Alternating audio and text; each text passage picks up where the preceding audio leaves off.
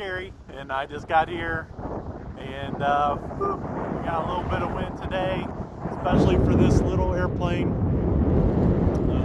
and he's taking off. Alright, we'll see how that works. I got the throttle running just a little bit to try and hold it in place. I've seen a question about transmitters for all the planes. It kind of depends on what type of airplanes that you're buying. So, guys, I got the Hawk King that I purchased from Banggood a while back. Had a few problems with it. I did some modifications, and let's get in here and we'll get back to the transmitter question. Want to get it in the air before the wind takes off with it.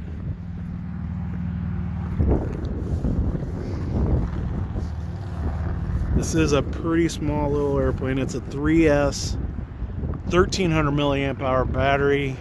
Barely fits in there. I did change out the receivers in this. It does have an a Spectrum AR 630 receiver. I have safe turned off, and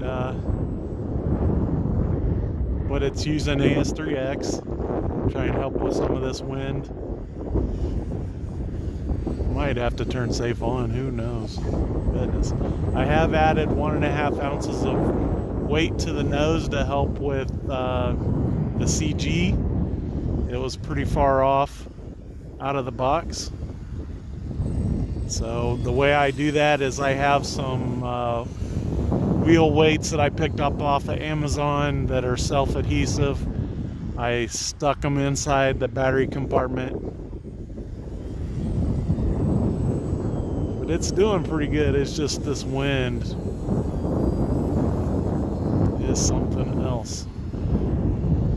I did put this in the air and try to trim it out a little bit for you guys so that it wouldn't be just a completely squirrely flight.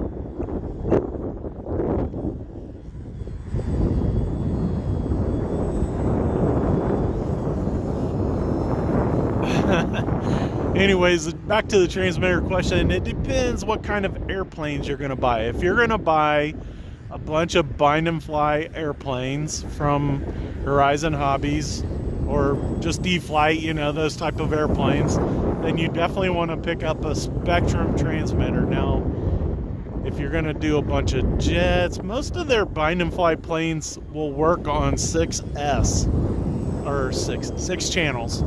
And so if you're just going to fly a bunch of their 6-channel bind and fly planes, then all you really need is the NX6. That'll work just great. It'll hold a bunch of airplanes in the memory, and it'll do everything you need it to do. Now, if you're going to get into building your own airplanes, or you want to fly other brands, a little bit too much wind for that. Looks like the prop's okay. We'll just flip it over and take back off. Alright, here we go. Let's get a high-speed pass in. I've been doing all this slow stuff into this wind.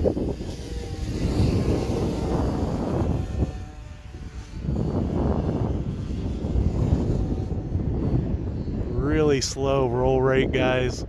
It's way out there now, so let's bring it back. Took forever to get the roll, so it got really far away. Going with the wind, of course.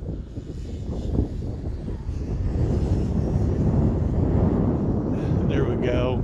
Almost no distance into the wind.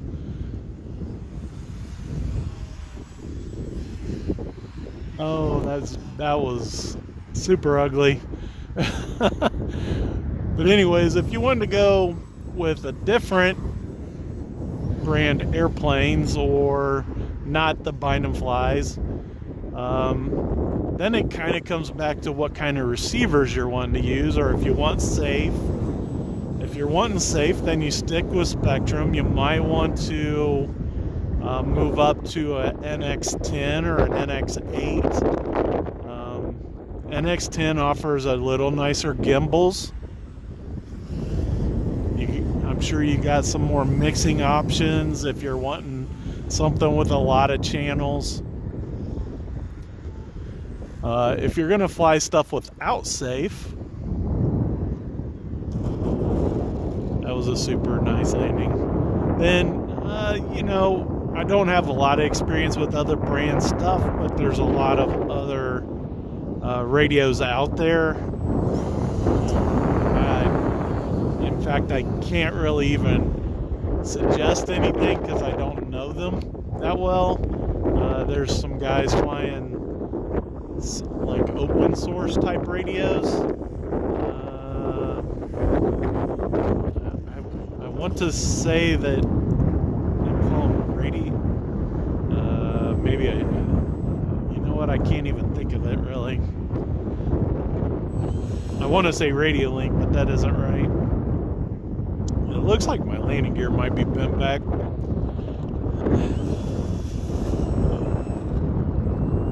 Yep, it's definitely come loose a little bit. So I'm gonna have to glue that back into place. Let's get behind it and shut the power off. There we go. So you can see that the little piece of wood that was holding the landing gear on has come loose. So I'll have to put some epoxy on that and glue it back into place. But it did much better today, guys. Let's get it in the back of the truck real fast, and then I can turn the camera around.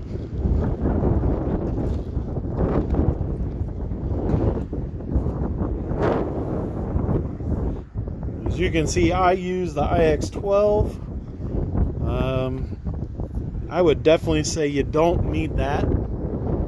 It's really nice. I really love my IX-12, and of course IX-20 is the ultimate if you want just everything.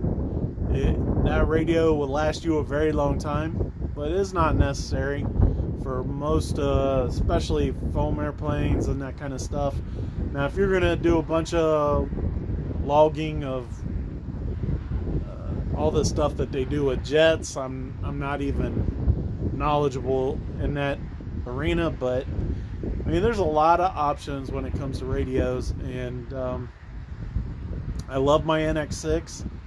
The IX-12 is great, and but I'm sure the NX8 is a really good landing point for almost everything. So